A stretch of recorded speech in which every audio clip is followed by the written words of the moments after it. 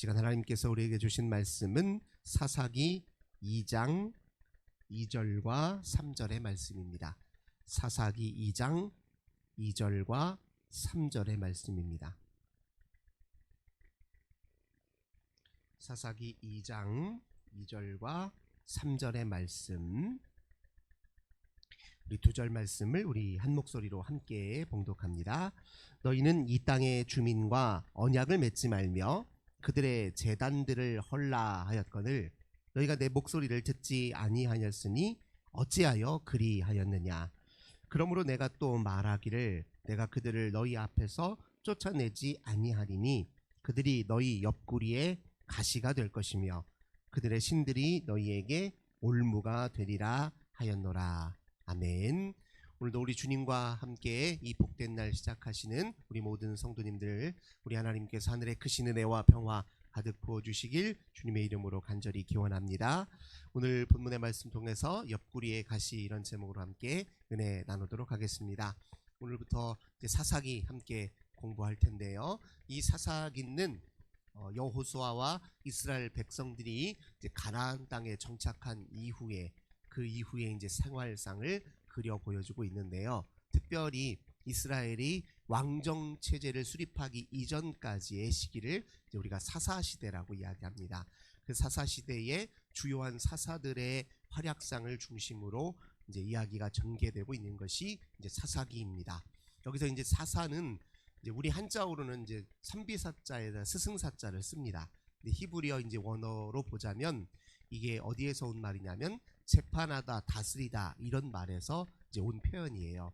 이 사사는 특별히 평시에는 어떤 역할을 하냐면 이 이스라엘 백성들 사이에 이제 분쟁이나 다툼이 생겼을 때 그걸 이제 법적으로 이렇게 중재해주는 역할을 하고 시시비비를 가려주는 역할을 합니다. 그리고 무엇이 이제 바른 판단이고 이제 바른 행동인지 이걸 분별하여서 이스라엘 백성들을 지도하는 역할을 하는 게 이제 사사입니다.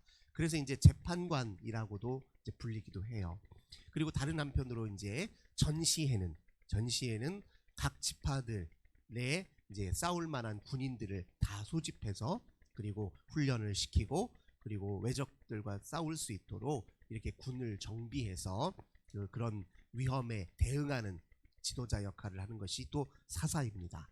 그래서 왕이 없었기 때문에 이렇게 사사들을 중심으로 해서 이 이스라엘 전 12연합지파가 유기적으로 잘 이렇게 위험에 대비할 수 있도록 이끌었던 지도자가 바로 사사입니다. 이 사사들의 활약을 중심으로 이야기가 전개되지만 이제 사사기의 가장 중요한 주제는 무엇이냐? 바로 하나님을 왕으로 섬기지 않고 사는 삶의 위험성, 이것이 이제 사사기가 다루는 중요한 주제입니다. 또 하나는 가나안 땅에 정착하여 살게 된 이스라엘 백성들이 하나님의 백성 공동체를 형성하고 하나님의 백성으로 사는데 집중해야 할 텐데 나도 모르게 가나안의 문화와 종교에 물들기 시작하는 거예요. 이거를 가나안화 되어간다, 이렇게 표현합니다. 점점 가나안화 되어가는 거예요. 이스라엘의 본래 자기 모습을 상실하고 이 하나님 백성 공동체로서의 정체성이 퇴색해가는 그런 위험성에 빠져있는 이스라엘 백성들을 하나님이 깨닫게 하시기 위해서 남아있는 가나안 민족들을 가시로 사용하신다는, 올무로 사용하셔서 그들을 교훈하시고 그리고 다시 그들이 하나님 편에 서도록 이끄신다는 그런 내용들이 이제 사사기에 전개되어 있습니다. 그래서 사사기 전체를 이렇게 보면요, 몇 가지 반복되는 이제 일이 있어요. 이제 처음에 그들이 하나님을 잃어버리고 가나안화 되는 위험에 또 빠져요. 그래서 하나님께서 그들을 깨닫게 하시려고 남아있는 가나안 민족들로 하여금 가시처럼 이스라엘 백성들을 찌르게 합니다. 그럼 또 그것 때문에 고통스러워서 하나님 앞에 울부짖고 괴로워해요. 그러면 그때 하나님께서 사사들을 보내셔서 그들을 위기 가운데 건져주십니다. 그런 일들이 무려 6번이나 이렇게 계속 반복을 해요. 그러니까 우리가 볼 때는 참 답답할 노릇이죠. 하나님께서 교훈하시면 깨닫고 바로 가면 좋을 텐데 이 이스라엘은 참 어리석게도 그때뿐이에요. 잠깐 위기에 겪었을 때 하나님께 도움은 청하지만 금세 또 생활이 편해지면 되면 방심해서 또 나도 모르게 가나안의 그런 민족들과 섞여 살고 그들의 종교와 문화 속에 젖어 들어가는 이런 일들을 계속 보인다는 거예요. 근데 이게 근본적인 문제가 어디에서 오느냐? 하나님을 왕으로 모시는 삶에 둔감하기 때문에, 하나님을 철저하게 의지하고 하나님께 순복하는 삶에 게으르기 때문에 그런 일들이 벌어졌다는 것을 사사기가 잘 그려 보여주고 있습니다. 특별히 우리가 사사기 1장과 2장에서 주목해야 될 것은 무엇이냐면, 왜 하나님께서 가나안 민족들을, 왜 이스라엘 백성들이 이제 살게 된 가나안 땅의 곳곳에 그대로 남겨두셨을까? 왜 여호수아에서는 분명히 이방 민족들을 전부 다 물리치고 진멸하고 쫓아낼 것처럼 묘사되어 있는데, 실제로는 왜 이렇게 가나안 민족들이 이스라엘 백성들 삶의 한복판에 이렇게 섞여 살게 되었을까? 이런 부분들을 중점적으로 그 이유에 대해서 알려주고 있습니다. 우선 첫 번째로 우리가 주목해야 될 말씀은 1장 14절, 1장 우선 1절과 2절과 3절을 좀 보겠습니다. 1장 1절, 2절, 3절 먼저 보겠습니다.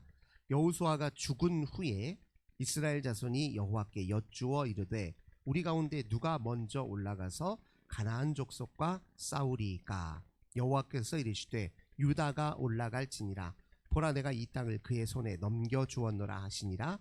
유다가 그의 형제 시므온에게 이르되 내가 제비 뽑아 얻은 땅에 나와 함께 올라가서 가나안 족속과 싸우자. 그리하면 나도 네가 제비 뽑아 얻은 땅에 함께 가리라 하니, 이에 시므온이 그와 함께 가니라. 무슨 말이냐?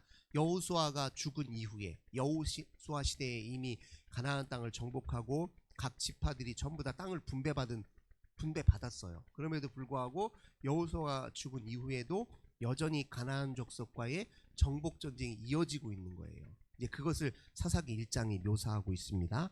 그러면서 이제 그 이유에 대해서 4절 5절을 이제 추가로 보겠습니다. 유다가 올라가매 여호와께서 가나안 족속과 브리스 족속을 그들의 손에 넘겨주시니 그들이 베색에서 10,000명을 죽이고 또 베색에서 아도니 베색을 만나 그와 싸워서 가나안 족속과 브리스 족속을 죽이니. 이렇게 전쟁의 와정에서 물리치는 사람들의 이야기를 계속 이렇게 전개하고 있잖아요. 자, 2장으로 넘어오겠습니다. 자, 2장 2절 3절 보니까 1장 19절을 먼저 좀 건너뛰어서 먼저 보시고 2장을 하겠습니다. 1장 19절입니다. 여호와께서 유다와 함께 계셨으므로 그가 산지 주민을 쫓아내었으나 골짜기의 주민들은 철병거가 있으므로 그들을 쫓아내지 못하였으며. 자, 19절에 보니까 가나안 족속들 중에 일부 철병거를 가지고 있는 민족들이 있었어요. 이 민족들은 당시에 이제 그 가나안권의 백성들이 주로 청동기 문화권이었어요. 그러니까 대부분 철기 문화가 아직 막 이렇게 발전하지 않은 상태입니다. 그러니까 청동 무기를 만들어도 청동으로 이미 만든 무기들이 대다수였는데, 이 골짜기의 주민들은 철병거를 가지고 있었어요. 그러니까 철을 사용할 줄 아는 민족이었습니다. 이런 민족들이 일부 남아 있어서 유다와 그들이 쉽게 대적하지 못했다는 거예요. 자, 그리고 2장으로 넘어오겠습니다. 2장 2절과 3절을 또 보니까 너희는 이 땅의 주민과 언약을 맺지 말며 이야기를 왜 하냐.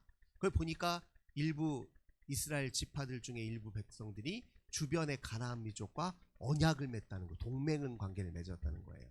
그러니까 우리 서로 사이좋게 지내자 하면서 언약을 맺을 때는 서로 무엇을 주고받았을까요?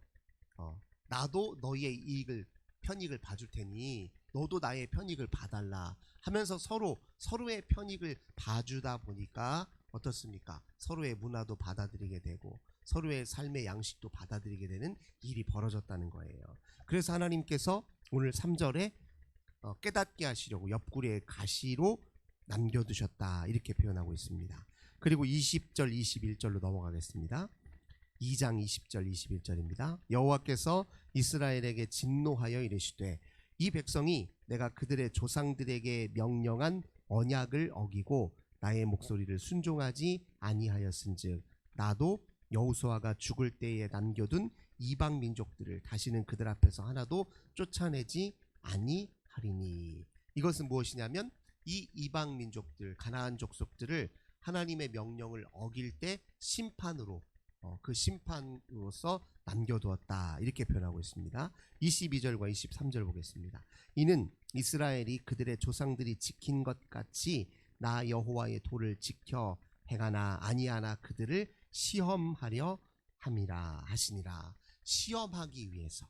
네. 그러니까 이방 민족들이 이스라엘 백성들 곁에서 때로 그들을 애워싸기도 하고 또 그들을 이렇게 설득하기도 하고 유혹하기도 하고, 그때 그들이 어떻게 반응하는지를 보시려고, 그래서 이스라엘의 신앙의 상태를 점검하시려고 이방 민족들을 남겨두셨다, 지금 이렇게 표현합니다. 마지막으로 3장 1, 2, 3절 보겠습니다. 여호와께서 가나안의 모든 전쟁들을 알지 못한 이스라엘을 시험하려 하시며, 이건 뭘 뜻하냐면, 자, 가나안 출애굽 1세대는 광야에서 대부분 죽고, 그리고 가나안 정복 전쟁에 참여한 출애굽 2세대는 이제 여호수아가 죽은 이후에 땅을 분배받은 이후에 점차 또 2세대도 나이가 들어서 죽게 되잖아요. 그럼 이제 3세대가 됐어. 근데 이 3세대는 전쟁을 몰라요. 출애굽 세월도 모르고 또 가나안 정복 전쟁에 하나님 베푸신 은혜도 모릅니다. 말로는 들었어요. 그래서 하나님이 남겨진 제3세대, 다음 세대 역시 하나님이 모든 가나안 전쟁에 친히 그 전쟁을 이끄신 분이시고 하나님이 이 땅에서 삶을 인도하시는 분이라는 사실을 경험하게 하시려고 이방 민족을 남겨두셨다, 이렇게 표현하고 있습니다. 그러니까 종합을 좀 해보자고요. 하나님께서 가나안의 이방 민족들을 남겨두신 여러 이유들을 종합 정리하자 보면 결국은 누구의 유익을 위해서 남겨뒀다는 거예요. 이스라엘 백성들의 유익을 위해서 남겨두었다는 겁니다. 참 이게 우리 삶의 역설이에요. 우리 생활에 불편한 것들이 있잖아요. 아, 이것만 사라져버렸으면 참 좋겠다, 이 일만 해결되면 참 내 인생 편할 텐데 하고 생각하는 것들이 참 많아요. 이 사람만 내 눈앞에 좀 없었으면, 이 사람만 좀 덜 만나 안 부딪혔으면 하고, 이런 우리가 생활에서 소소하게 바라는 것들이 있잖아요. 그런데 이걸 뒤집어서 보면 우리 옆구리의 가시처럼 하나님이 우리를 더 하나님의 백성으로, 나를 더욱 의지하는 사람으로, 나와 더 온전히 삶을 함께하는 사람으로 성장시키고 성숙시키기 위해서 나를 위해 남겨둔 방편일 수 있다는 겁니다. 그러니까 어떻게든 그것 피하고 없었으면 하는 마음을 갖기보다는 어떻게 하면 하나님 앞에 더 의로운 모습으로, 하나님 앞에 온전한 모습으로, 하나님 기뻐하는 모습으로 생각하고 행동할 것, 여기에 초점을 맞추는 것이 좋다는 거예요. 그러니까 이 상황에서 내가 할 수 있는 최선이 무엇일까? 이렇게 불편한 상황에서, 이렇게 못마땅한 상황에서 내가 어떤 생각과 마음가짐을 갖는 것이 하나님 앞에 더 온전하고 어떤 게 내게 더 유익일까? 무엇이 나를 성장하게 하는 비결일까? 이런 식으로 생각의 방향을 좀 바꾸는 게 중요하다는 겁니다. 이 사사기에 가나안 민족들이 남아있는 거에 대해서 하나님 이왕에 도와주시려면 좀 확실히 도와주셔서, 그냥 애초에 이렇게 뭐랄까 위험성, 유혹에 넘어갈지도 모르는 위험성이라든가 또 언제든지 침략받을 수 있는 이런 위험 상황을 애초부터 하나님이 싹 거두어 주셔서 마음 편하게 가나안 땅 살게 하시지, 왜 하나님은 이렇게 어정쩡하게 이방 민족들을 다 물리친 것도 아니고 또 안 물리친 것도 아니고 왜 이렇게 하셨을까? 우리는 이렇게 생각할 수 있는데, 오늘 사사기는 우리가 살펴본 것처럼 다각도로 그것이 얼마나 이스라엘 백성들에게 유익이 되는 일인지를 설명해 주고 있단 말이에요. 그러니까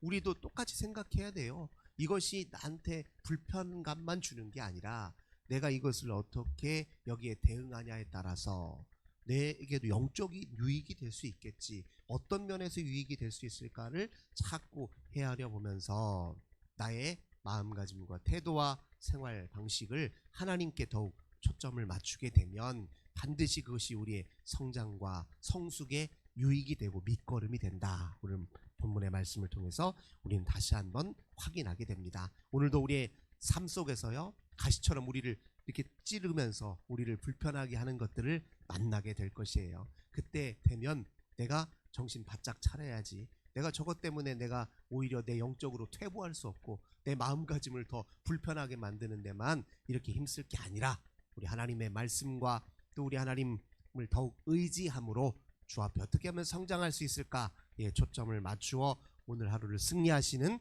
저 우리 모든 성도님들 되시길 주님의 이름으로 간절히 기원합니다. 좋으신 주님 감사드립니다. 사사기의 말씀을 통해서 가나안의 이방 민족들을 우리 하나님 옆구리에 가시 삼고 올무 삼으셔서 이스라엘 백성들로 하여금 깨닫게 하시고 주를 더욱 의지하게 하며 온전히 주의 백성으로 살도록 하나님 더 성숙시켜 주기 위한 우리 하나님 도구로 삼으신 이야기를 우리 하나님 함께 들었습니다. 오늘 우리의 삶도 동일하게 우리 삶에서 만나는 옆구리와 가시 같은 일들을 저들 직면했을 때 오직 주의 말씀에 더욱 굳게 서고 주를 더욱 의지하는 일에 저희들 주의 집중하는 저희들 되게 하옵소서. 주 예수님의 이름으로 간절히 기도드립니다. 아멘. 오늘도 우리 환우들을 위해서 가정의 자녀들을 위해서 교회와 나라와 민족을 위해 기도하겠습니다. 주님 감사합니다. 오늘도 주님과 함께 이 귀한 날 시작합니다. 오늘도 우리에게